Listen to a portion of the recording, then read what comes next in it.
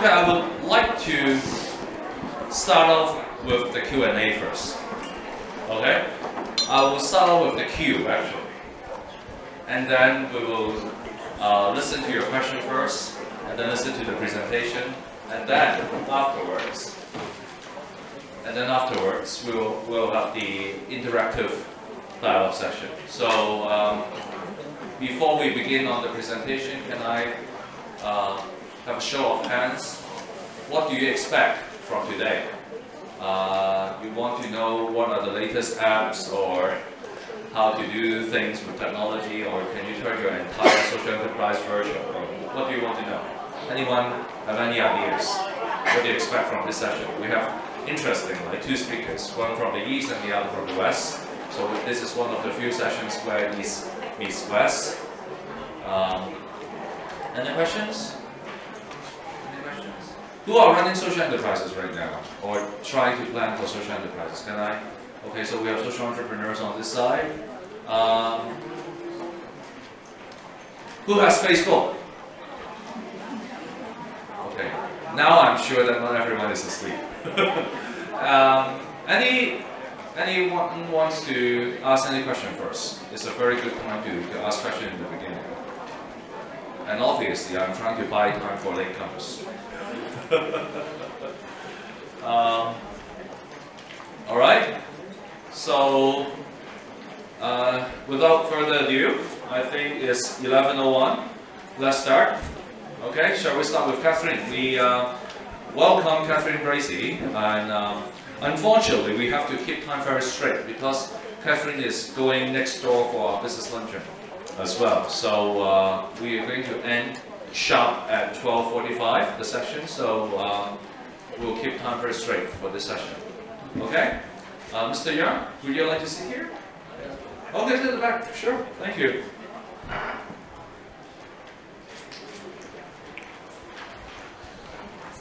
Can I use this one? Or anyone.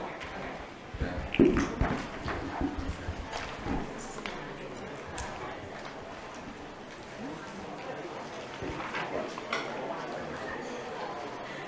All right. So our first speaker is the Director of Community Organizing of Code for America, Catherine Bracy. Welcome, Catherine. Thank you. It's great to be here. Thanks for having me. So I'm going to talk a little bit about what Code for America is. Has anyone heard of Code for America? Okay, more than I would have expected. And talk a little bit about the problem that we are trying to solve and the way that we are approaching solving it, and hopefully inspire you all to take up the same ideas and do them where you live. So Code for America is a startup nonprofit. We're based in San Francisco. We're about 4 years old, and really what we are is a network of people that believe that government should be built for the people, by the people, and work in the 21st century.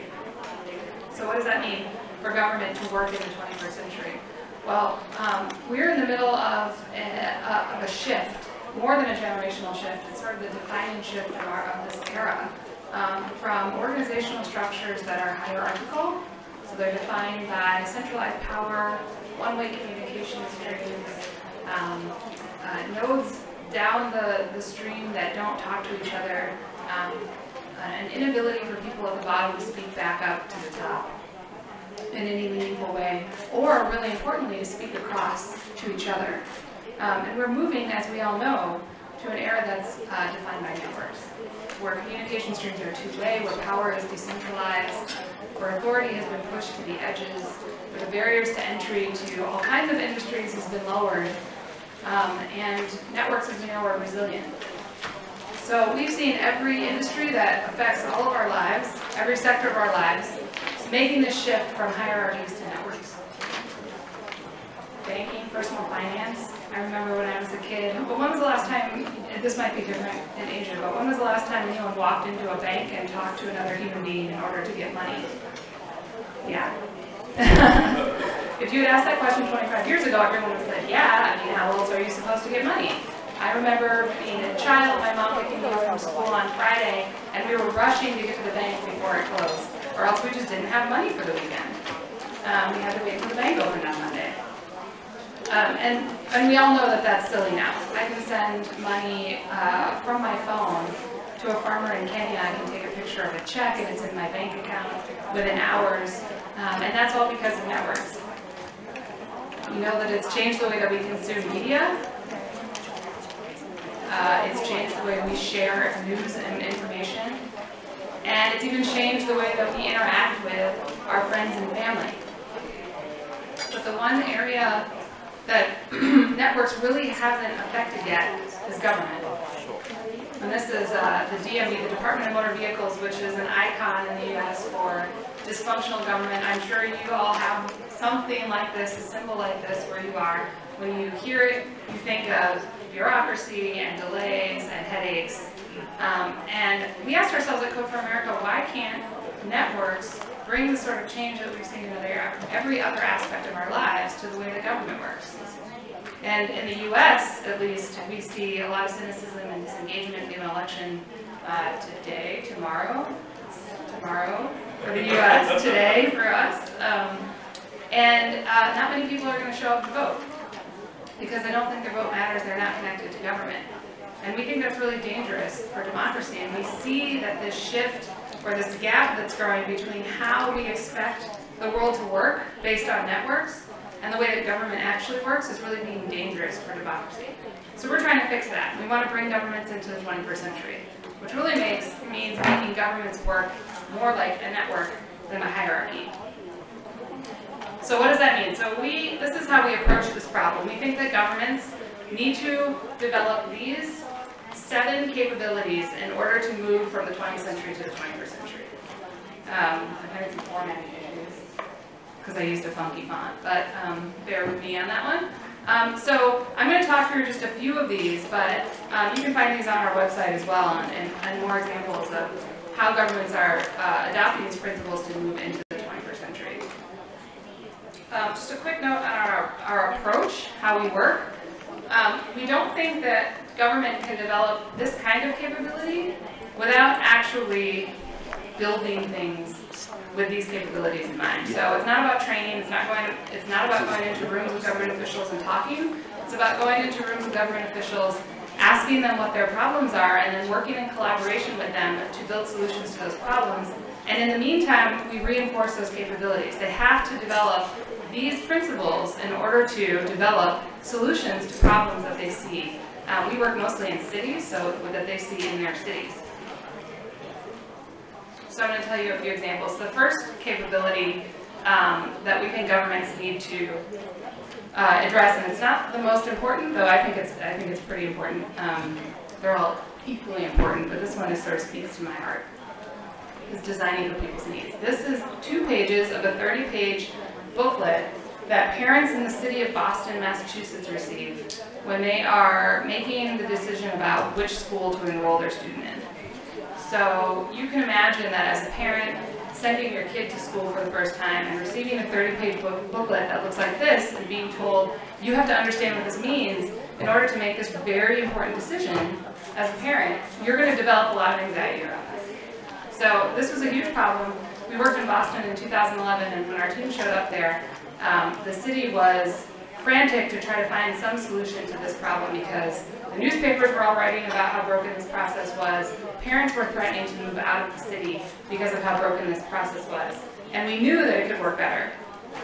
So basically, when our team arrived, they realized that this whole book was essentially the written version of an algorithm.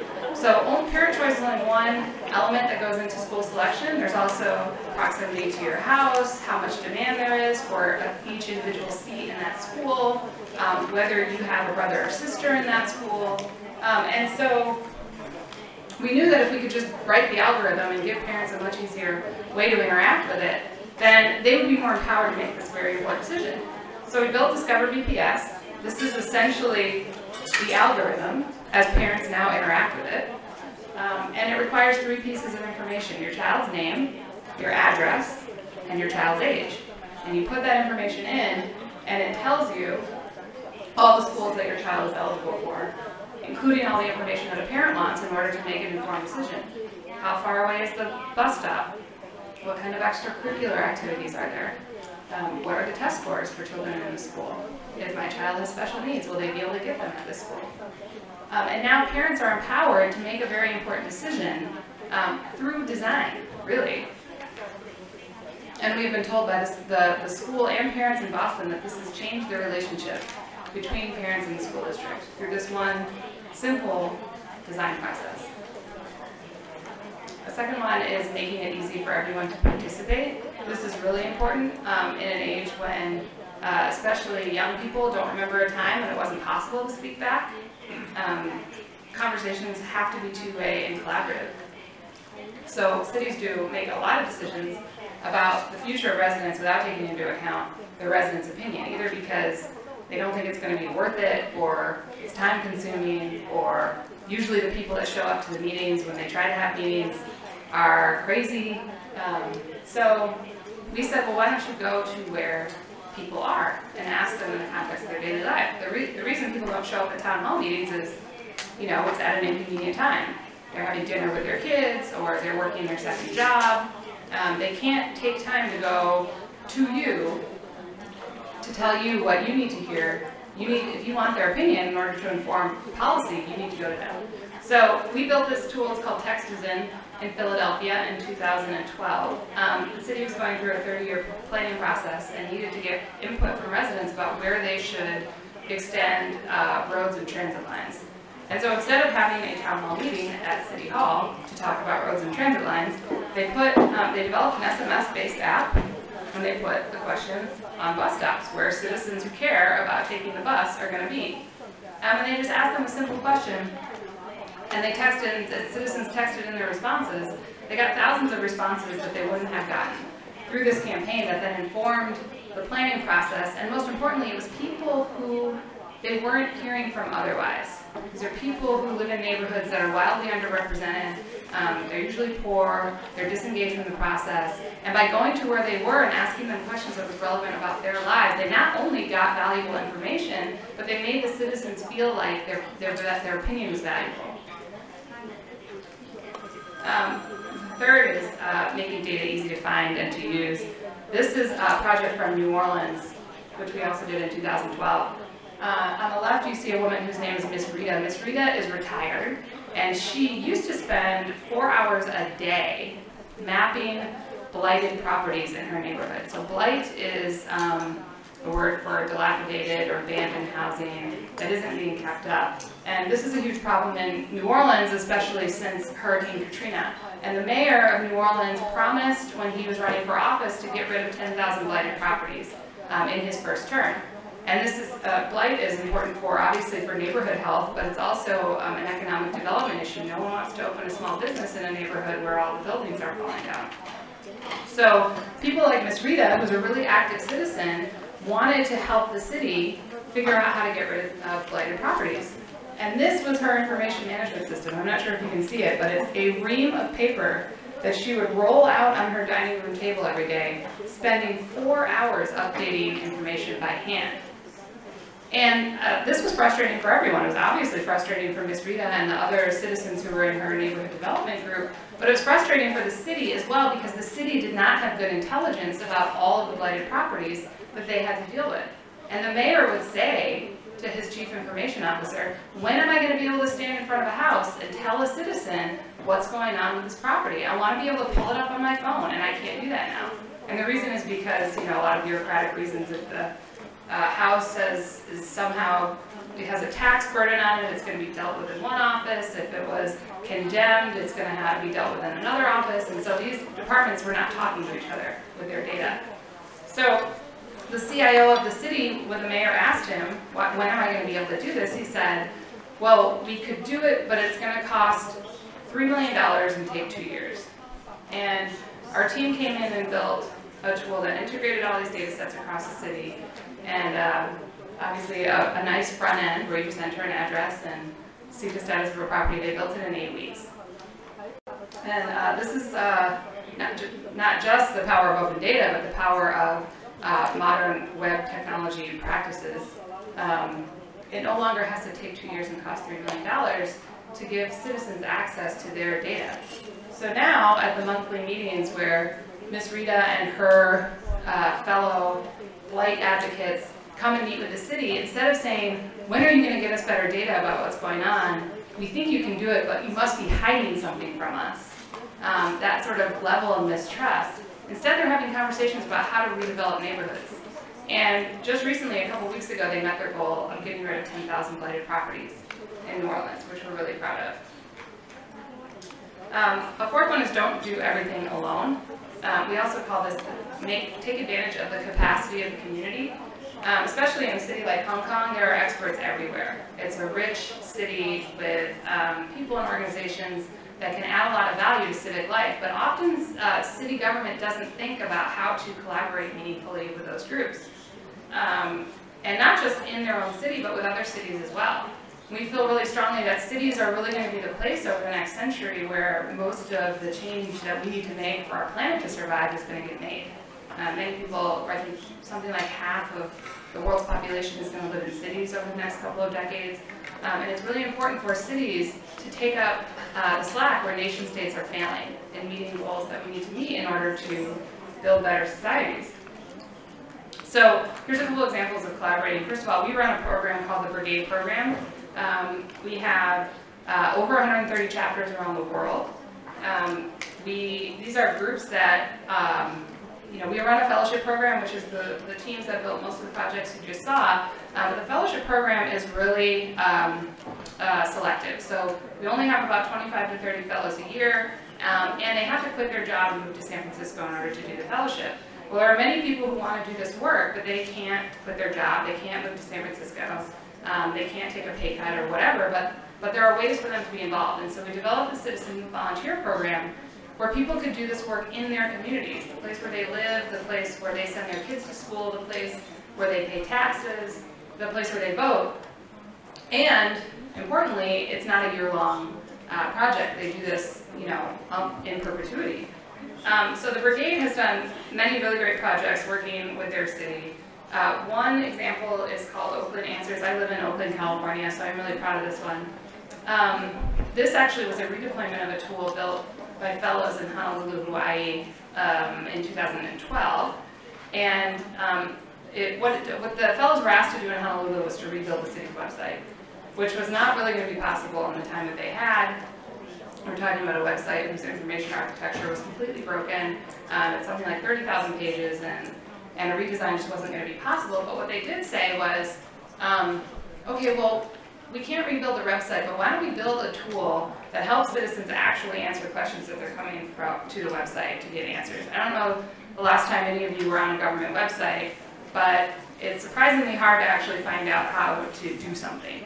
There's a lot of information about the new thing that the mayor is really excited about, or the construction somewhere, or some press release, and the mayor's face is everywhere, or the department's head's face is everywhere. But if you were to come and wanted to pay a ticket, or find out how to get a driver's license, finding that information is really hard, typically on a government website.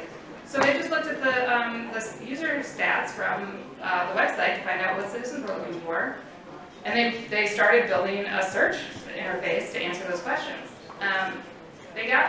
Fellows got through about 10 of them, and they said, okay, there's no way we're going to be able to write ourselves all the answers to these questions. So they thought, well, who knows the most about the city? It's probably the people who live here. So they held, instead of a hackathon, they held a write-a-thon, where they brought together citizens to actually write the answers to all the questions that now live in the website. And this is obviously a really intriguing idea that we stole in Oakland and redeployed Oakland Answers.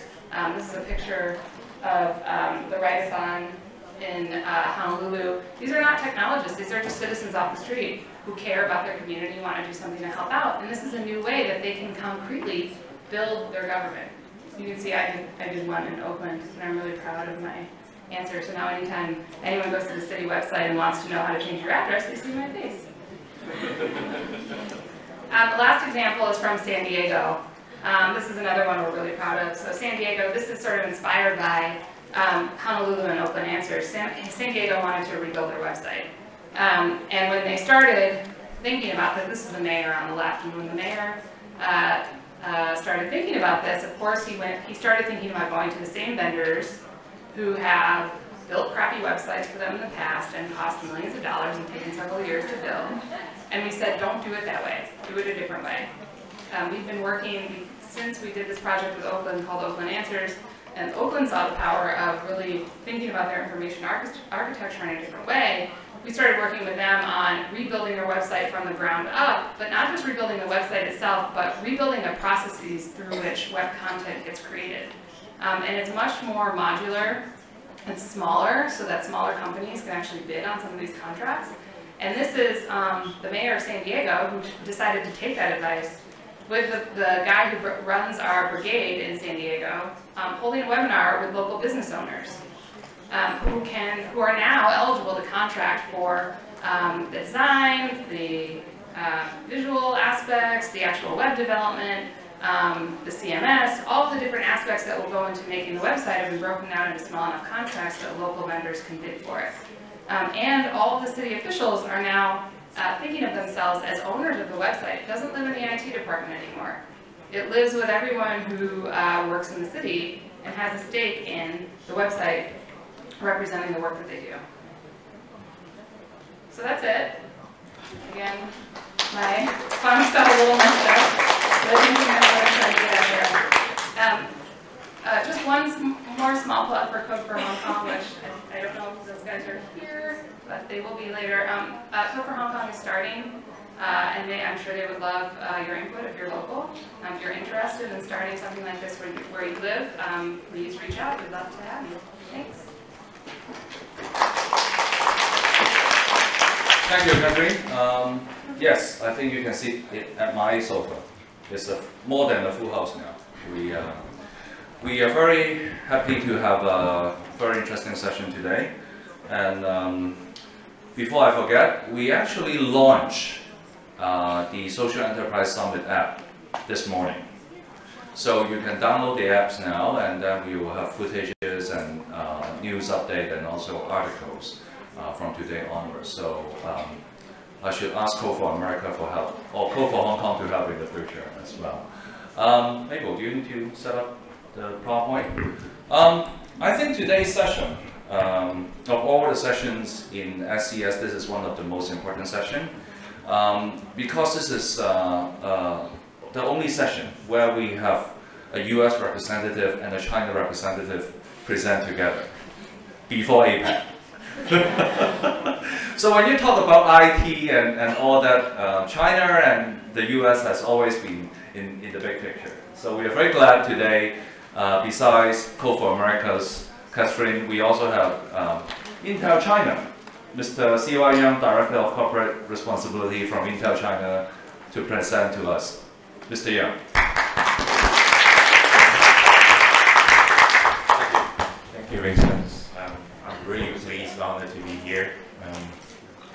What I'm doing in the next 20 minutes is really to briefly share with you some of the insights and the approach we've been doing in China, try to, from a business perspective, how to revitalize the social economy and also help address all the social environment challenges. And there's also the opportunity building a global or local network across different sectors. Again, and these are insights from our last couple of years' practices. It may not be relevant for Hong Kong in totality, but located from a local perspective is really critical. Now, if you look at it around the globe, in China, talk about China dream, Hong Kong has their own vision, right? If you look at EU, and EU Commission have their visions. At the end of the day, what is the government there for? Is really by the people, for the people. Ultimately, it really make everyone happy. Now, if you really distill it into there's three key words. One is really has to be smart, efficient, right? Which relate to technology. Another thing is really inclusiveness. Inclusive mean a lot of things. It means everybody can be participate in the economic development growth, right, and equities, and also sustainabilities. Now, I'm speaking out from a China context. If you look at how China has been growing last 35, 36 years, there's a lot of, it's really growing at the cost of the harmony with people and also environment, right? very much focused on the left side of the house, which I call economic infrastructure. What is really being under-invested is really the right-hand side of the pillar, which I call social infrastructure. It's really the public services, education, social security, and all those things, which Hong Kong is very good at. So then the real question is really so much issues, right? Including political issues, cultural, other aspects. How to address those issues, given the economic, we call locomotive, has left the station in Chinese term many years ago. So you really have to have a great leap forward on the social side of the house. The only way to move forward, to intersect, without causing all those discord, political, social, environmentally, is really you need to really leverage into the global network. Business network, government network, social networks, in the civil society and the third sectors. What I call is innovations, collaborative innovation. That's really the key. How to enable environment and social innovation, technology innovation ecosystem across the globe, and with a focus on local context, local issues. That's really the way moving forward. So some of you will be asking, probably will be asking, I mean, well, from a business perspective, why look at all these levels? I mean, is that just Intel propaganda? Aren't you really there to serve the shareholders? That's a number priority. Every CEO would be measured on a quarterly basis by the stock price, your revenue, your income, your profit, especially in a place like Hong Kong, right? Very much focused on top line, bottom line. Let me give you a background history, how Intel is operating. Personally, I have advantage working with Intel 26 years. So what really happened quite a few years ago when we started building our China business many years ago, we were very much struggling in China. Back then we all knew China had 1 billion population, right? I mean, everyone with the cell chips, but it didn't work out that way. The biggest issue is really, if you remember, even 15, 20, 25 years ago, for living in Hong Kong, China was very, very backward, the ICT, the computing communication industries. And we struggled for quite a few years, right? Then, 89, June 4th, a lot of American companies were out of the country. So it was not until early 90 we decided on strategy. Really, instead of looking at China is really a pure market to sell our chips to, is really look at how we can help China build a more vibrant ICT industry behind the back. And that was actually our strategy, was backed by our CEO and groups. So what we did right is really, we started looking holistic. Let's invest in the infrastructure, working with government policymaker, and to build a local vibrant ICT ecosystem. We actually started first, our office there is really the wholly owned office. Intel owned is really a lab in Shanghai back then, early '94. The idea is really, we have 100 people. I worked there for quite a few years. Our role is really how to work with local ICT industry to help them technologically, even put the financial backing behind to make them successful. We also do a lot of matchmaking around the globe. We bring the best of breed technology companies, US, Europe, not only hardware, software company, and working with government in their policies. So all these efforts really pay off handsomely for us the last 25, 26 years. I mean, 2 years ago, China became the biggest market for Intel ahead of the US, our home countries. So another way what we've been doing is really we also working with government, influence government on policy, on local, regional ICT policy, supply chain. We invest first in Pudong as the first manufacturing in Chengdu, then Dalian, and what happened really create a lot of investment wave along the value chains. So the key learning from all this is really to become big, to be influential, and to have a good shareholder return. You really need to look at long term, look at holistically, have a clear environment, driving the envelope to be successful. So we try to use this concept into the social arenas. So about a couple of years ago, we were looking at after Wenchuan earthquake, like a lot of companies, Hong Kong, I mean, a lot of Hong Kong citizens came forth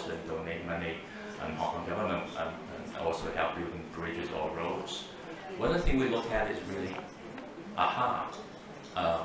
what problem we're trying to solve back then? What are the biggest issues with China? And the conclusion we got back then was really, what China really needed is really a vibrant social sector. It was basically non-existent, right? And people came and go and volunteer go to Wenchuan, and then what is being left behind, being rebuilt afterwards a few years later, right? The government tore everything down and built new schools. So that's our aha. We start working on that initiative, which I'll talk about later. Okay. Now, another thing let me try to look at is really, when you look at around the globe, right, a lot of business very much they're inside out looking. A lot of technology companies try to sell their technology, products, equipment, know-how, right? It's very much technology driven.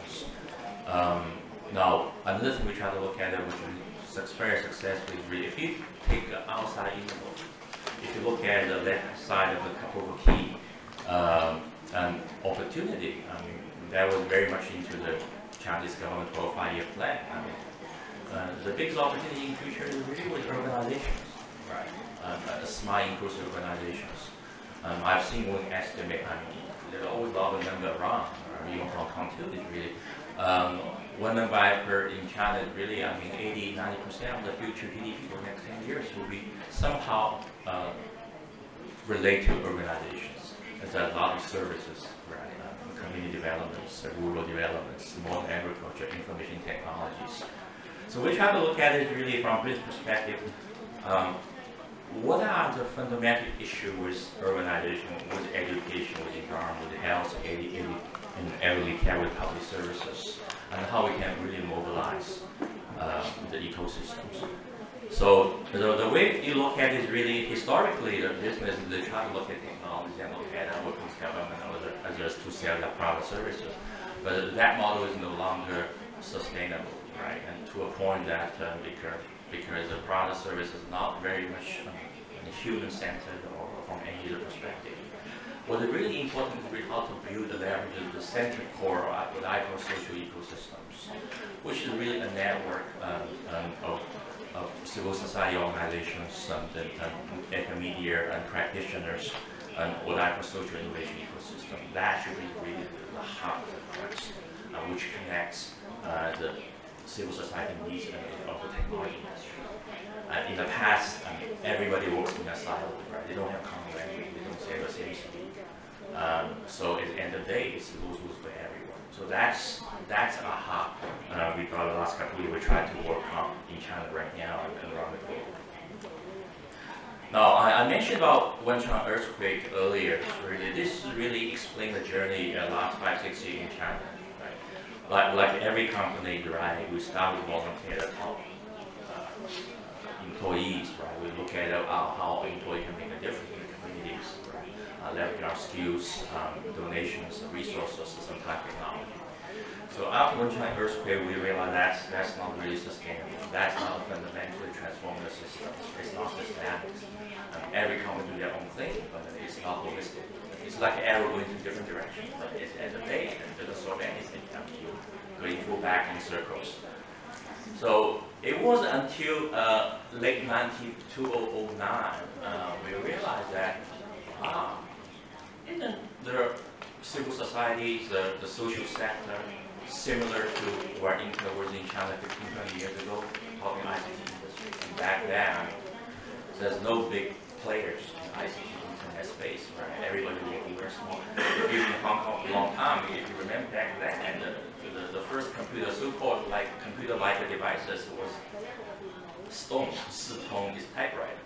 Right? When we were actually listing Hong Kong, I'm just there listing Hong Kong anymore. So we were saying is really if we can use the same recipe, working with government as a players, try to build stimulate, capitalize a more vibrant social sector using the same recipe, that'd be really cool. So towards the end of 2009, we got a proposal. We went to the MOCA, Ministry of Civil Affairs. Why don't we launch a work? Let's let's try to identify the future leader of the social sectors in China. right, who are innovative, who have ambitions, so who are really the change maker. So that proposal we got very well received. So the response was really, why don't we just, instead of being a sponsor, why don't we just do it together? Back then, if you know, Wang Zhengyao was still the Director General of the Municipal Affairs. So we launched in early 2010, we call Innovation Initiative for Nonprofit, 新世界公益创新计划 back then.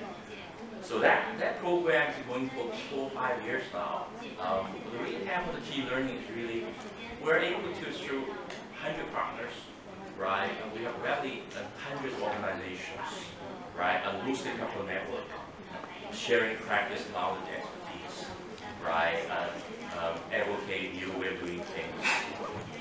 It become a very powerful social innovation, virtual labs, the power of idea sharing, cross-pollination, very much like the toy industry we did earlier. So that's what we have been doing. I know social innovation term being used widely in UK. We also brought out the concept of social innovation to the government. Initially, people were saying China doesn't produce sensitivities, right? So nowadays, everybody also even within government hierarchies, right? So what we found out is sometimes if you can see the idea, right, it can go like a wildfire, right? Sometimes much better than you take on your own, right? If you can leverage the collective intelligence of all the different players, it will be very powerful, very powerful. So I won't go into detail. We also have some ideas of Innovation Center work with local government. They actually really love it. I mean, the latest, because we have a factory in Dalian, Dalian government was saying, oh, we love to build them, so we want to build them by the end of the year, right? So it's good like Wi-Fi. Now, another thing which we've been looking at lately is really, when talk about social impact, it's very difficult to mobilize business, right? Even though a lot of businesses have a CSI mission program, it's all very technical, right? Venture service, more for reputation, their house problem, the marketing or PR or HR. It's not a strategic along with their business know-how expertise, how to bring their resource competency to bear. So about earlier this year, late last year, we thought we know which button to pull. Again, we just started. I'll share with you a little bit more. So one of the key learning is really part of the reason business leaders are not very much engaged wholeheartedly in the CSR social innovation because they don't see that it really has anything to do with business strategy or core competency. Right? I mean, it doesn't bring them to help them grow. What we try to do is really, if we can refocus social innovations in an organization context, how we can make a new organization a smarter, more inclusive, sustainable.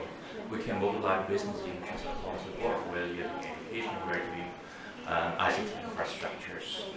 Given 90%, 80% GDP growth next 10 in China will be related to organization, that will be a lot of opportunity. So that's a new movement we try to help capitalize on. Well, I'll share with you more. Again, we're not going into the detail. When we talk about CSR from a business perspective, one of the things we've been doing is try to advocate to the business leader, what is CSR really all about? A lot of business we're doing CSR 1.0, right?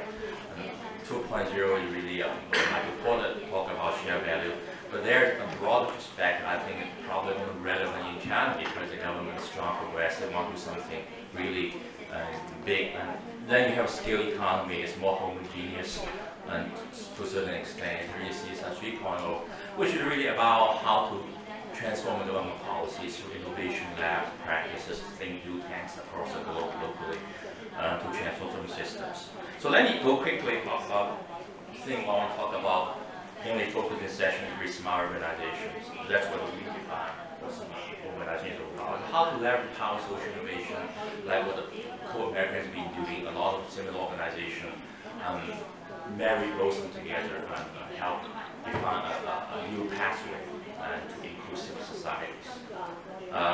So we did it is really been working with Ashoka Amy for the last couple of years between Intel locally, globally. employees. Really, we love their initiative. Really, let's look out for the change makers. Right? In the past, we start with employees, then we move on to civil society organization, but then we realize that's not good enough. We really leverage those people within business, within government also, and we call them change makers. That's exactly. These are people who had these characteristics. And I'm sure many of you, or most of you, or all of you, had these kind of traits. That's why you're here in the first place. Right? You want to make a difference. And also those really essential among people are aspirational and want to make a difference. So one of the things that we try to look at is really, actually this is a framework we did in May. We did our social innovation week for the fourth time, rally of 5,000 people in Beijing. We try to look at it really how to bring technology into humanity into an urban and community center. You probably see a lot of familiar phrases, right? Crowdsourcing, crowdfunding, maker faire, right? Open data, all these different way of manifestations to make our city urban much better, and how we really catalyze the ecosystems, right? A lot of organizations doing things like that. That's really something we want to help catalyze. This is what we did as earlier in the month. Amy with our Shelter, we worked together with Shelter with that pilot Shelter fellow coming around the globe sharing their practices. Especially what is really coming out is really the key is really how citizens engage with the government. They open civil participation, address a lot of issues. We did a few hackathons with the government because in China you have to work with them very closely. The best way is really instead of antagonize the government, we work inside the system, and for them to be the sponsor driving. For Intel, we have a unique event because we have a lot of business presence, so we won't be too much trouble. They trust us. So we do quite a few hackathons, and also what's pointing out is really about 2 months ago, in Shanghai district government, we call DIY My Cities. So basically, the mobilized citizens in the community, what are top issues in the community, and how to address those issues. They end up coming up quite a few apps actually, which is very fruitful. So what they decide now really, because in one district is doing well, they want to replicate across the whole China city also. At the bottom, there actually a couple of the results from the hackathon with the IoT lab, with the government, with the community. I mean, people try to figure out how to address air quality issues using big data. Also, the last one is really, I mean, aging is a big issue in China right now. It's really, we try to look at the community. What happened 50 years later? What kind of, put yourself in the shoes in 50 years later. You probably have a different perspective into the type of service you can create for the public. Another thing is really, I mean, 2 weeks ago, we organized a social innovation tour about 26 policy making in China across the government hierarchy, from social policy, public policy, to industry policy. They have a topic sheet, by the way, and everybody has their own smart city plan, right? It's all government silo. We went to Korea, tried to look at how they use social innovation as an approach for building smarter communities. How government open up and through the open participatory engagements to help really drive more effective, efficient, smarter communities. So we're also looking at December 12th and do a summit in Beijing, working with the government on quite a few national also influence. So the key learning is really, instead of doing a lot of grass work, which is really important to inform decision, how you harness all these practice around the globe into a policy framework and work inside the system for transformation. So that's really the key. So I know I'm running out of time, so many of you will be asking why you are in the first place. Well, that's a very simple, because we are a very small chip company, right? We don't sell big solutions, right? A lot of customers doing them. What we try to do is really, we can really help our value chain. What is the broader big need? What is the systemic change we can bring to bear down the road? It will be really good for each one of us.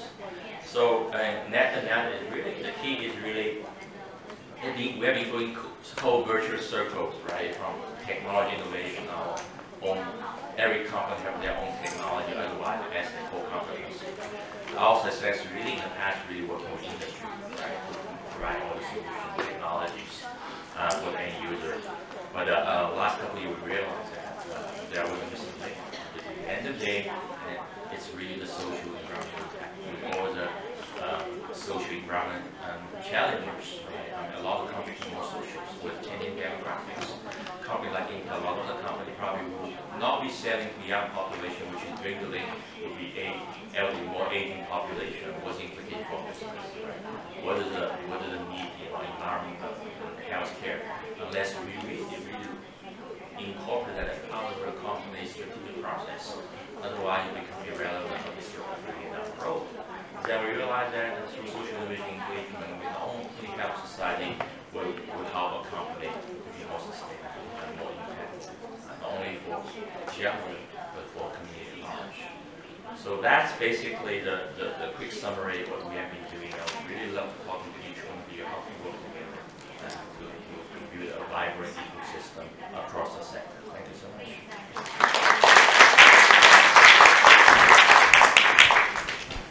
Okay, thank you, Mr. Yeung.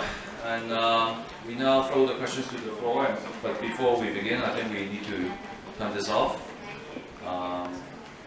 Just move it. Can't see anyone. Can I take the first question from the floor? Any first questions from the floor?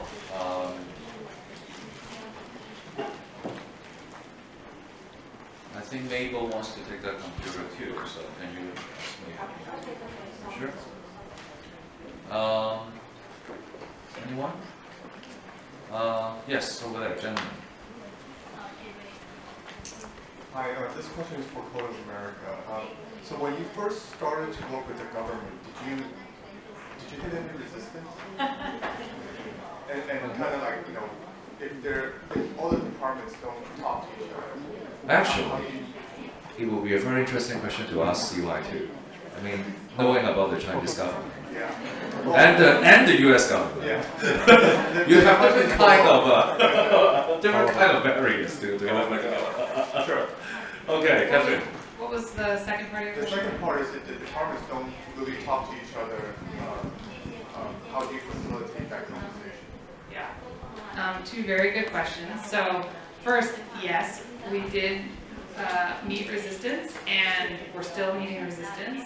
This is a huge problem, and we're really, just at the beginning of what we know is possible.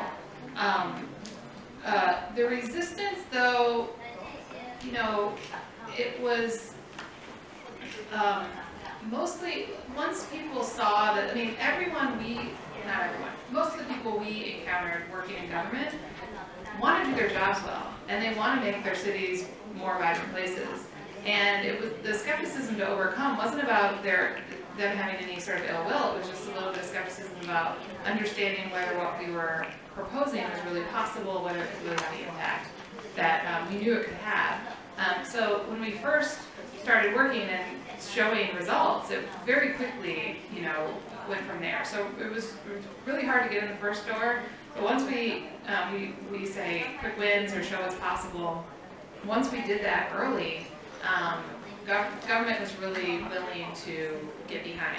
And sometimes it takes good leadership, strong mayors or other influential people inside government to get their colleagues to come along. But once they do, it unlocks a knowledge resource inside city employees that they didn't really know they had before. So, employees never given a chance to innovate internally. They know things can be working better, but there's no channel to say, how can we make this change? It just seems too daunting. Definitely. How can you make them or convince them that something that should cost 3 million and 2 years can be done much You do less. it for cheaper and in a shorter Yeah, period of but time. they might not believe that. Well, they certainly believed it when we delivered the tool. Okay. Mayors are nothing if not pragmatists, right? And if you can help a politician meet a campaign promise, then he's going to be on your side.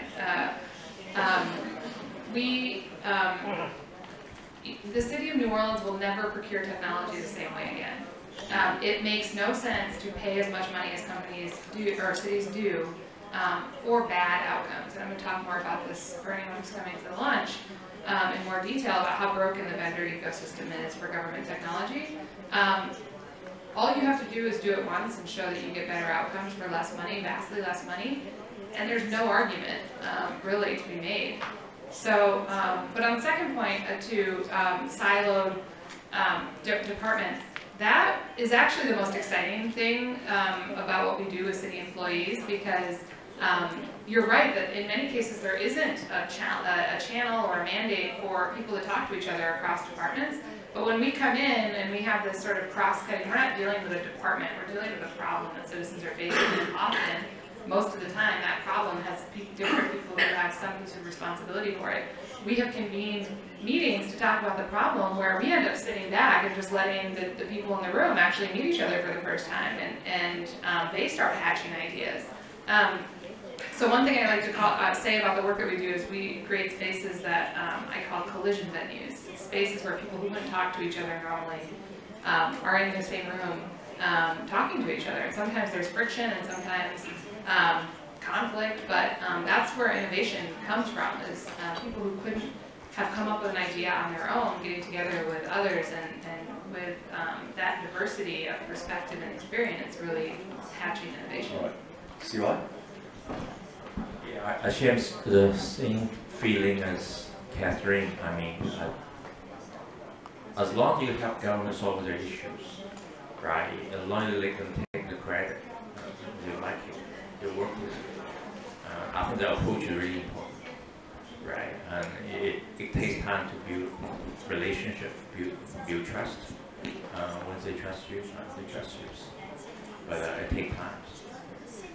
Okay, second questions on the floor. I think it's quite interesting, although both speakers mentioned trust, which is the core of any successful collaboration. But you can definitely see a cultural difference between two types of government.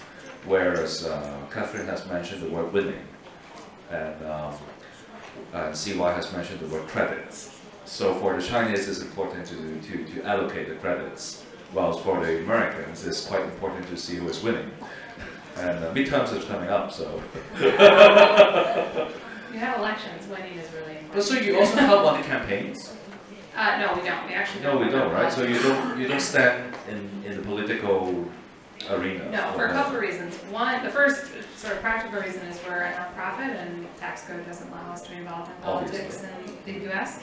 But the second is because we really think that politics is really only the tip of the iceberg when it comes to how government works. And elections happen in the U.S. every 2 or 4 years. You know, the ones for president are really the only ones that we get mass participation in. So these are people who maybe vote once every 4 years, but every day they're driving on roads. Every day they're talking about where they're going to send their kids to school.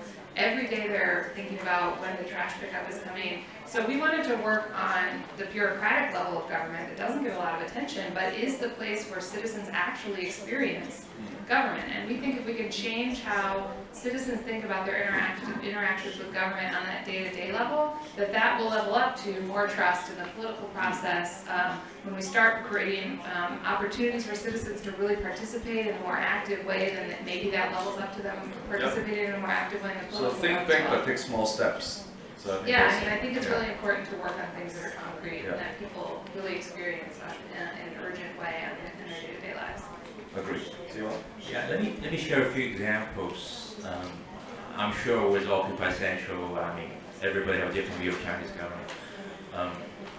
So one of the reasons we brought forth social innovations, we believe is really through cross-sector collaborations, using technology with innovative approaches, you will be able to resolve a lot of social challenge, environment challenges without touching the political system, which is taboo for many of us, right, for business specialists.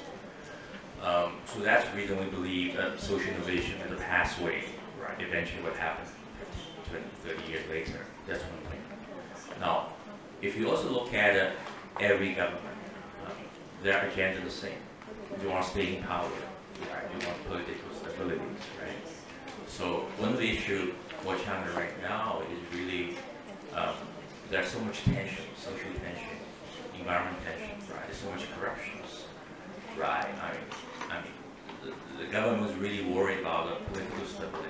In the past, they're tightening things down, right? To a point where it's no longer sustainable. They realized that they need a release valve.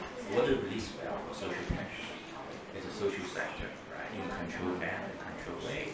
This way, of course, China needs a more vibrant social sector a couple of years back. Now, 6 months ago in May, when we did the Social Innovation Week, we had one Ashoka fellow.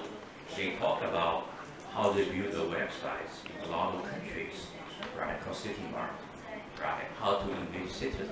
I have government official in Shanghai turning to the guy and said, that's a really good way of doing it. We never thought it would work because they have so-called official mayor-citizen dialogue. It was unmanned, right? So it's heavily filtered, right? So they're very open to the ideas, right? So that's why we came up with the idea, why don't we pick a non-political sensitive arena, smart communities? Why don't we mobilize citizens, let's say DIY My City campaign, right? Or citizens get involved, what are the issues in my communities? How do we resolve, instead of say complaining government not doing anything, how I can change myself, change me. Yes, you have so the idea is really how to bring the best practice around the globe in front of the key stakeholder, knowing which his agenda is all about, to bring changes over time. So that's our experience. So far, I think I've seen a lot of government officials very progressive, want to make a difference. Along, because there's a certain line you told, right? Without touching the political aspect, but they're very open. Well, this session is called Technology for Social Enterprises, and I came across a lot of social entrepreneurs, some of them are here. They often have this question about what technology should I choose? There is obviously a cultural difference. Twitter in the States, Weibo and QQ and all that in China, and Hong Kong has a completely different system. We still use WhatsApp and all that. And often people always ask, shall I have an app, or should I just use a mobile site, or I should just go with Facebook and Instagram and build on that? I mean, any guidelines, general guidelines on how to guide through a social entrepreneurs in picking the right platform or the right sort of technology, because they don't have a consultant to go in and tell them what to do. So what is the thinking process for them to pick the right technology? Besides Intel, I guess they're not smart. Well, everything has Intel inside. Yeah, that's right. Well, I think the question isn't what technology you should use. The question you should be asking is who are your users and what's the user need? And for us, the user is the citizen. Government asks this question too. Many times government approaches the same sort of question from the same kind of wrong direction. They're thinking about the stakeholder as being like another department or some policy that they have to fulfill, and by the time an actual user hits it, it's completely useless. You get, that booklet, the 30-page booklet that parents have to use in to send their kids to school. Clearly written without the user need in mind. So once you know what your users need, and I suspect most of you who are building businesses or other social enterprises know who your users are and are intimately familiar with their issues, the technology that you need will emerge. I would caution against building another app for the sake of building apps. I'm over that. Actually, a lot of the tools that we've been building lately are SMS-based or actually voice-based. We've built a voice-based platform last year. So really understand what capacity your users have and what they need, and let that drive the technology decision. See what? Surprisingly, I have the same answer like her. What we have found out is really not about technology per se. It's really your audience needs. That's really the key. Then you figure out what technology you can use. So that's exactly our key learning. That's exactly what happened with all the smart city build out. Really, because at the end of the day, if it's not technology and user needs, for business, why not you sell technology, right? So it's not sustainable. So that's really key. Then we'll figure out what the really needs are, what the better technology need to serve the needs. So that's the key learning, key lesson all the technology companies have been learning last couple of years. Yeah, I mean, I don't mean to be contrarian here either, but sometimes it's not technology that they need, right? So the trick is really figuring out, really understanding the problem and understanding how technology can impact or not the thing you're trying to address. But I would like to add, of course, we need to do, we need to think about the user's needs. But a lot of social entrepreneurs actually overestimate their management capability, because any technology platform needs to be managed, and they may not have the staff and the team or enough training to manage the platform, the content management system, and all that. And so my experience is that some of them just simply, they have a beautifully good user interface, but it's not updated for the past 4 months to 6 months. So we have that problem too. I mean, should they train up staff specifically for that, or should everyone in their organization or in their enterprise should manage that? What is the right approach for small social enterprises like this? See what I do? Maybe let me try to answer you from technology perspective. The reason we had a few employees in Chengdu, right? They just decided to leave Intel to start their own business. What they try to do is, which I highly encourage them, they try to build an application like a Salesforce.com kind of the equivalent. Because a lot of social enterprises, small business, or NGO, just do the same thing, right? I mean, why don't we do a CIM? Why don't we do an application suite, right? The software as a services, and you can provide to all the social enterprise or all the non-profit organizations, which is not currently available, right? And you can also use the application to help better management, right? So that way, not everyone has to do the same thing, right? So it's more efficient, effective. So there are a lot of opportunities, and technology can enhance collaboration, right? For people, innovation is all about sharing ideas across different entities. So technology can play a critical role, but the key is don't overestimate it. Don't do it for technology's sake. Yeah, I mean, I think one thing we're finding at Code for America is that it is less and less about the technology and more about the community. And networks, as I described, you know, this new shift to networks don't just apply to technology tools.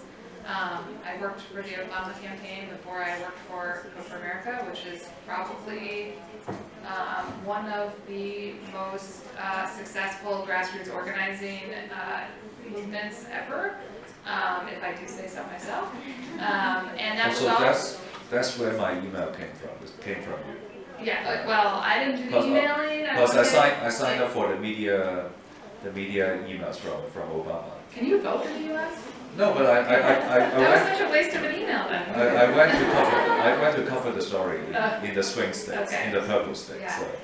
So I mean, that was, you know, obviously we were able to make better use of technology because our values were rooted in networks. It wasn't, you know, it was about decentralizing power. And so that when we talk about whether you need to manage your platforms, I would think more about how you can build a community of people that feel ownership over these things as well and can carry your message for you.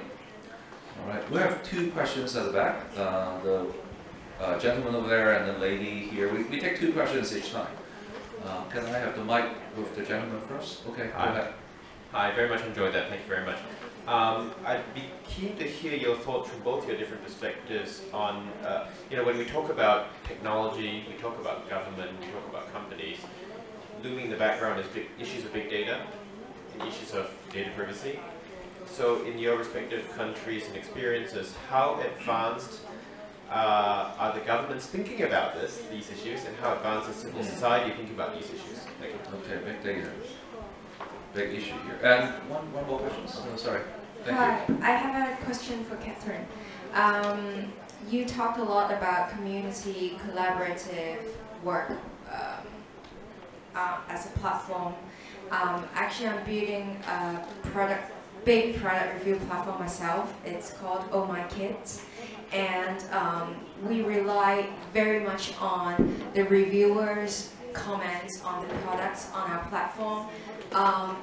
How, in your experience, how did you work with the community or spread the message across the community and actually get the community to work together to build the platform that actually has a lot of benefit for example, for outside, is for all the Hong Kong parents?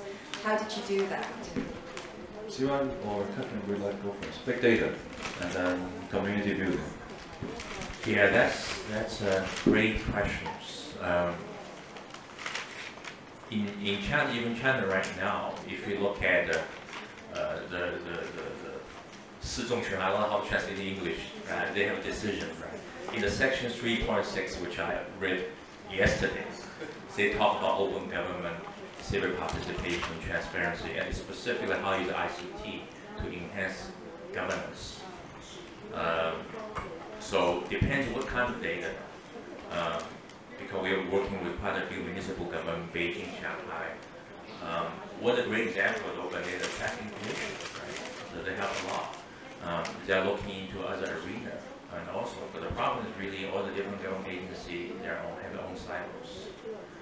Actually, tomorrow in Chengdu, there will be a conference. It's called World E-Governance. There are 65 mayors will be in Chengdu, hosted by Chengdu government, talk about how use information ICT to drive the government open transparency in governance, because the key political transformation about touching the party leadership is really the government's model. Right? So actually, I invite one of the ODP speakers tomorrow. So they're listening. They try to look at what are the possibilities. So they want to learn, right? Sometimes they don't know how, right? So through building network across different sectors, helping them reach better decisions versus purely the outside criticism otherwise. It's totally, just for translation sake, it's the fourth plenary session of the Central Committee. Catherine. Yeah, just quickly on the big data question, it's clearly something that we need to be concerned about, and is something that we help governments understand what privacy implications might be in opening data. The vast majority of data that at least local governments are sitting on that could be useful is not personally identifiable. It's not going to violate anyone's privacy, and so I think that many times we see government using privacy as an excuse not to release data because it's hard, or they don't, or they think it's expensive, or they just don't want to do it. And so we need to be cognizant of the privacy concerns while still not allowing it to be an excuse to not open data. I think it's a little bit ironic that in the U.S. All of a sudden government is concerned about privacy when it comes to opening data. It doesn't seem they are necessarily concerned about it in other cases.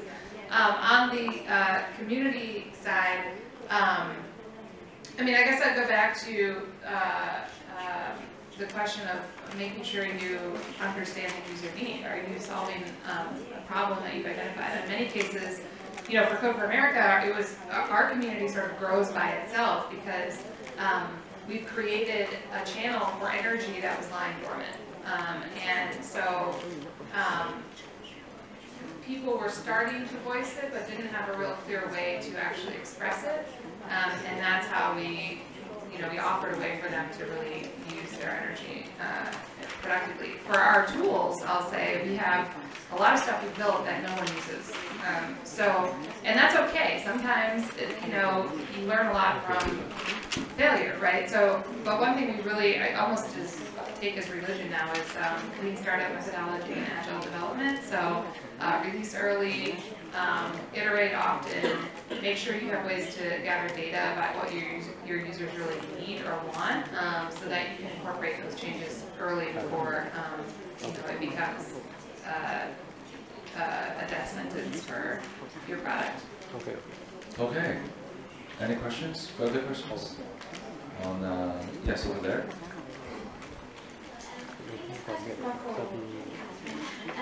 This is for question resistance.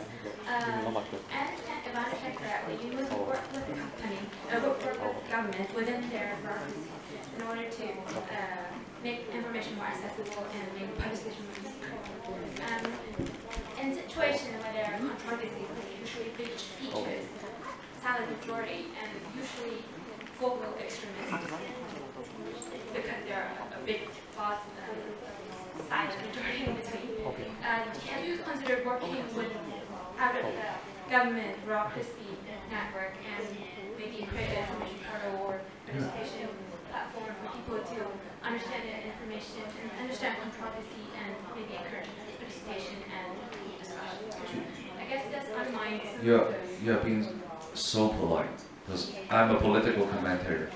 So if I rephrase your question, I will be, why Code for America helps the government but not the citizen, right? So that's basically your question, right?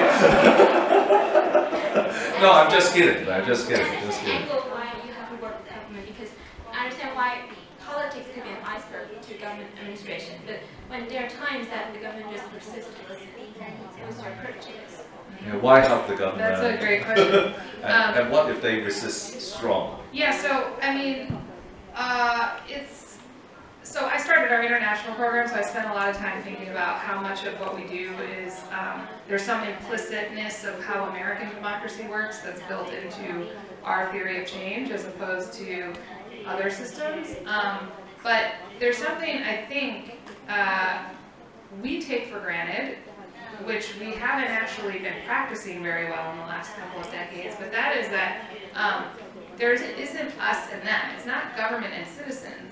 Government is us, and we have to restore that. So when government does something bad, it's actually our responsibility. That's our fault. And we need to restore citizens' responsibility for fixing those problems, for identifying them. And so we know there are a lot, we work very closely with some advocacy groups, with media organizations who play a much more adversarial role with government, but we think it's really important to do the kind of good cop, bad cop thing where we can go in and say, okay, yes, this is a problem, this is affecting citizens, we're going to help you develop the skills and capacity to meet the citizen need, and hopefully what we're doing in the meantime is building a space that between citizens and government that is now bridging that gap, bridging that divide. I think the world, we talk about at Code for America, what the world looks like when we're successful, when we can pack up and go home. And it looks like a world where we don't talk about us versus them anymore, where we really do understand that civic responsibility and the way the government works is all of our responsibility. And so that's how we think about it, that's how we approach it. There are many places in the world where that's just not realistic. And as we have been working with partners in other parts of the world, where they are inspired by the idea of citizens really being able to take responsibility, but there is no government that they can really work with meaningfully. We see them partnering with media organizations, we see them partnering with civil society organizations, with hospitals, with others in order to influence and hopefully push government to understand that this is something that they need to be developing a capability around as well. Yeah. I would love to follow up on that question and ask CY as well. A lot about technology is also about changing behavior of both the user and middleman and the officials as well. I was a government official about 15 years ago, and back then the government does not even want to use hard drive because they think hard drive is so dangerous. And I was talking about 1999, and 90% of the government computers in Hong Kong back then does not have internet access because they were so worried about hackers. And because I work in the policy bureau level, they give me a key for the hard drive and a safe. So every night before I left office, I have to unlock my hard drive, pull it out, can you imagine that? Put it in the safe, and then lock it. And I think about several hundreds of people have to do this every night. It's just simply crazy if you think of it that way, in 1999, between 1999 and 2001. But after that, they just have a quantum leap because the government finally decided to have a policy document about how to do e-government correctly. And then all of a sudden, of course, they started off buying new computers with the latest Intel chips and all that. But the more important point is about changing behavior, because the older bureaucrats, they just cannot trust the hard drive. They thought all file must be locked in the safe. So even hard drive is a file for them. So they have to ask you to lock in the safe. They have memo for that. You have to go through all these silly things right now. But how to change behavior when you're talking about government bureaucrats, where red tape is their lives? They have to follow very stringent guidelines. How do you work with that? And especially in the Chinese culture, following guidelines is key in our DNA. I mean, how do you change people's behavior? It's so difficult. I think the key is to enlighten them, for them to see the light at the end of the tunnel. Okay, show them the light. Exactly, and also ask why. I mean, those guidelines were built in the older age based on old technology, on the relevance, right? Even more important in China, really shows up if you use the new practices, right, to help them move forward politically. They love it. Okay, Catherine. Yeah, I mean, is it easier in the States? I don't know. It's pretty hard. Again, it goes back to showing what's possible. It's much easier to show than tell that someone is doing something, that there's a better way for something to be done. And it's a lot of, a lot of the work that we do is people skills. So, people are scared, technology is going to take their job away, or, these are all sort of emotional responses, and so being able to understand what their motivations are and deal with their emotions is really critical in making any progress. We do, there's stuff like figuring out how to incentivize. There are, we have seen a new phenomenon, and I was just at the efficiency unit yesterday for the Hong Kong government, spaces that are being created inside government for more risk-taking and experimentation to take place. So if the project succeeds, the department that had the idea can take credit for it, and if it fails, then the innovation office will take the blame for the failure, which allows new kinds of ideas to see the light that maybe wouldn't have otherwise, and avoid that sort of risk-taking that is really scary to some bureaucrats. Government is risk-averse for a reason, and it's because they feel like they're keepers of the public trust, and that if they do all these crazy things and jump on every newfangled technology trend, that's also a problem, right? So I understand why governments are risk-averse when it comes to making those changes. So really trying to understand those motivations and intentions is important if we're going to get people to move to change the culture. Thank you. I love CY's and Catherine's answers. Actually, not only technology or technology practitioners needs to do that. A lot of social entrepreneurs have to show the light at the end of the tunnel. A lot of people won't believe in social entrepreneurs. You have to show and tell and let them know what you're doing. Any further questions from the floor? Any other questions? How about one more question? So I actually have a lot of questions from here. This is funny. How should I talk to programmers? They don't speak the language where most humans speak. So. How to work with them? How to brief a programmer for social entrepreneurs? Because a lot of social entrepreneurs are not that technology savvy, so it's a very difficult process for them to set and write a good brief for the program. See any tips on how to work with high-tech people? How to talk to you? Find a translator.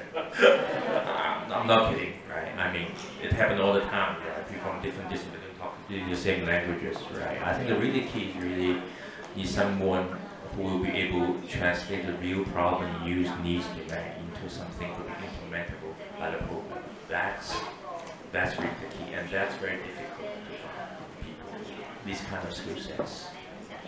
So that could be a competitive advantage, by the way. You mean being a translator between the technology side and the client side? So it's a skill, right? Yeah, it's a skill. So even in the IT business, right, many years ago, right? Yeah. Okay. Great. It's absolutely an extremely valuable skill, and I think as technology companies start to understand that their success depends on their ability to really communicate well and with communities and policymakers and others, that tech companies will start investing in that. Not just the people who can translate, but engineers who have the soft skills as well. I'm not a programmer. I work with many programmers and have for many years. And the thing that I understand about them, or the ones that I have worked with, is that they're really interested in solving hard problems. Engineers and programmers, that's why they do what they do, because they want to tackle big problems. And so we have seen, both when I worked on the Obama campaign and now with Code for America, we haven't had to do much to bring technologists to work with us. All we had to present them with was a really interesting set of problems. And as an engineer, you're certainly not going to make a bigger impact than you would working to fix broken governments, to help government deliver services better.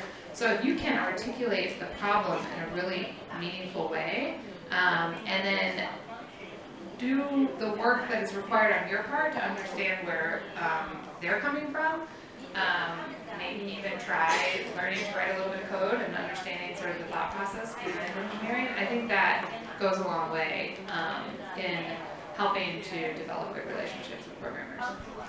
To follow up on that, especially when we talk about community building these days, I would like to relate technology with anthropology. With technology and the social network, nowadays it's quite easy to form communities. But they are small communities to a point where it's almost a closed group. Some people even say incestuous, they just communicate with the very close allies they have. And it's extremely difficult to ask them to, can you look outside of the box and try to listen to other communities as well? I mean, communications in a way become much easier with technology, but the forming of community makes communications among groups much harder these days. How should we tackle this paradox? I mean, can technology overcome that? Well, that's where the organizing part comes in, and if you look at any network map, you see dots, which are these communities, sort of cohort of like-minded people, and you see the lines connecting the dots, right? And the work that I do as director of community organizing is focus on building those lines. You cannot have a successful movement, you can't really have a successful organization that will scale without the skills to draw the lines between the nodes of your network. Otherwise, it's just a mess, right? It's just a scattering of dots, it's a scatterplot. So that is really the work, and that's what organizers do. And that's why I said earlier about collision venues. It really is about being able to create a space where those people from the different groups can come together in a meaningful way and really level up to something much more powerful than they could have ever done alone. If you're working in a... Can you show us an example? How do you... Well, everything we do is really, it's between people who work in government and people who come from the private sector or from a technology background or design background. Every time we get those people in the same room together, something interesting comes out that wouldn't have come up if they had been having the same conversation in a group of just their own cohort. We have another example is at the Code for San Francisco, which is a brigade chapter based in San Francisco. We have, San Francisco may be, certainly in the US, the hottest local issue of any city in the U.S. is housing in San Francisco. It is, prices are skyrocketing, people are getting evicted at mass rates, there's a lot of ill will towards the technology industry for driving up prices of housing, and all of the public forums where housing advocates come to talk with technologists or with the government turn into a shouting match. We were able to create a space where housing advocates, the city, in the form of our open data director, and technologists who are part of Code for San Francisco, sat in a room and developed solutions together to help residents who are facing eviction, or to help better understand the problem of housing in San Francisco, and push the city to develop different solutions. And I will humbly say, the bar isn't very high, it was certainly the most productive conversation about housing in San Francisco that was happening over the last couple of months. That is, you have to create those intentional spaces where people from different groups can come together and build something productive together. Siwan? Technology is a double-edged sword. Sometimes it accentuates problems, right? Vincent pointed out the human nature. People are more comfortable with people you are dealing with closely. But on the other hand, technology also offers you opportunities. I think the way to drive that kind of movement is really you find common interest, people bring them together, right? That's where the opportunity is all about, right? And what is the new missions? What is the common interest, right? And how to build some cluster across the boundaries of different existing clusters. You give them the reason to work together, and that's really the key. I mean, many of you probably found a lot of opportunity right among these disruption in our business for a social enterprise. Interesting, my daughter was telling me now she's studying in the US. She said, it's very hard for me to find people to go to the same concert. Can we do an APP? The concert lovers. Again, let's bring people together with common interests, right? So maybe that's where the opportunity is all about, right? Common interest. All right, we have time for one more question over there. Hi. I would like to ask, what are your views on developing things which are required to access technology? In the sense that there are a lot of places in Africa or in my country, home in India, where people don't have access to internet or to devices which can actually access internet. So the technology that we are talking about right now in the entire discussion, pre-assume that people do have access these technologies. So what are your views on that? So this goes back to understanding what the user need is and capacity. While many people may not have a smartphone, many more people in developing countries have access to a feature phone, SMS, or a landline phone. I mean, these are pieces of technology that can be used in ways to make a positive impact. I was talking to someone who's doing this work in Libya right now, and mobile penetration in Libya is 200%. Everybody in Libya has 2 phones. So there are certainly, we should not be constrained in our thinking of what technology actually is and what the possibilities are. The other thing I'll say is working with government is that if we can make government deliver services better for people who are left out of the system, that is a value-added technology for those communities, whether those communities are using that tool themselves or not. So it's still possible for technology to make services better, even if the person who's receiving the services isn't the one who's interacting with the tool. Okay. So you want to add anything to that? The digital divide, the people who does not. I think another thing is really, we have a big presence in India also, Africa, and really we're working closely with the government to really make sure that internet access is basically a human right, and how to make sure the low-cost devices are available, which is really the key. And look at it. Historically, if you look at mobile phone adoption, if you look at the emerging countries, they're actually growing faster than a lot of the developed economies. Right? Whatever technology it is, will be much more accessible moving forward, thanks to Moore's law. Well, I think to just have a very short conclusion for today. We have a longer conclusion session for today for each track. But I think for today, we have gone through quite a number of issues related to technology, from how to choose technology and how to speak technology and how to deal with technology. But there's two main themes I can hear from both speakers, regardless of your cultural background and the work you have been doing. I think that one thing is that it's always not about technology. I mean, it's a technology session, but what I've heard repeatedly is that don't think about technology first. It's never the first thing you have to come into mind. It's always about what do you want to do. The light of the tunnel, the user need, and all that.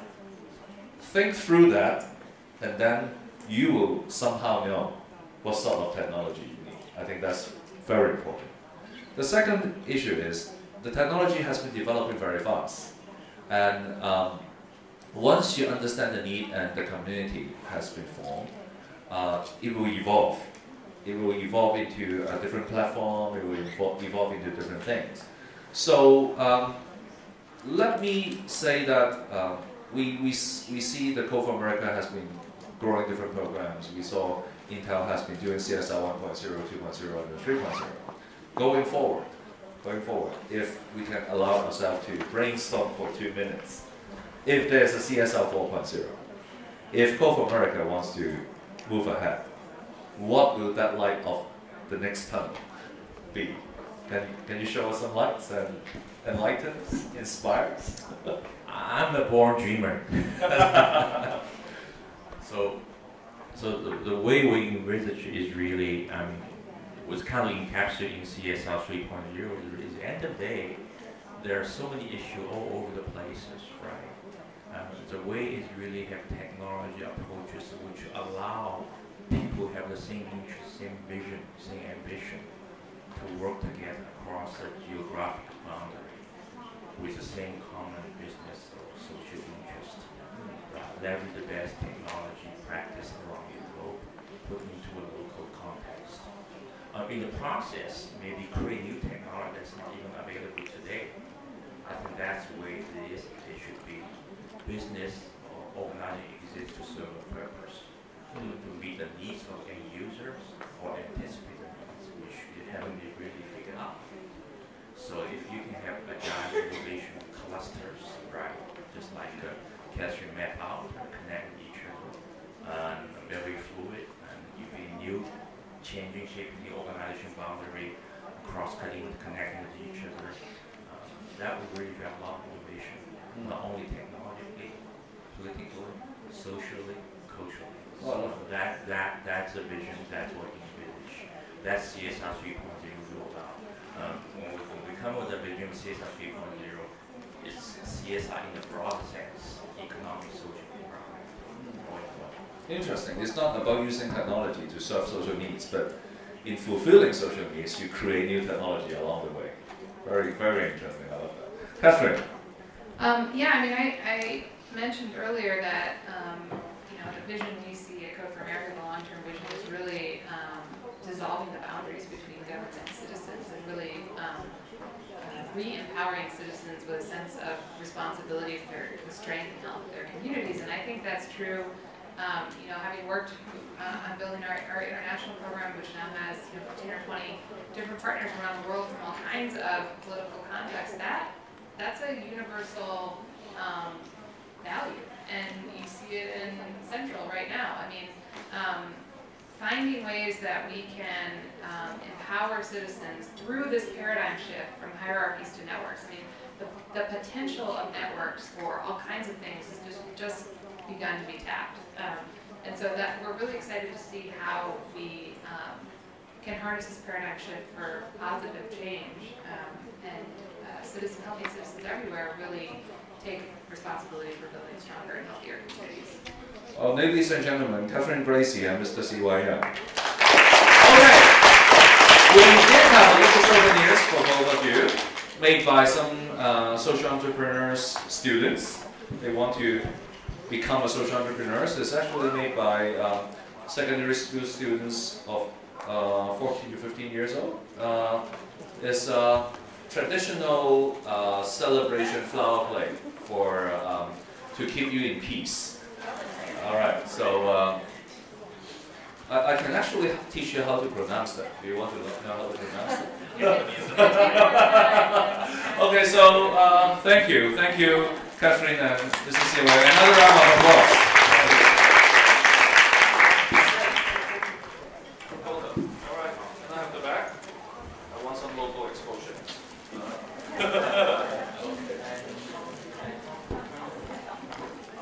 Okay.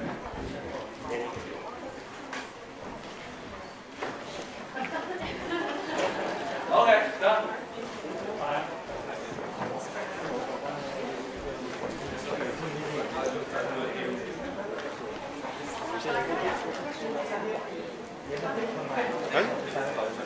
Thank you, everyone. We'll see you in the afternoon session. If not, over the business luncheon.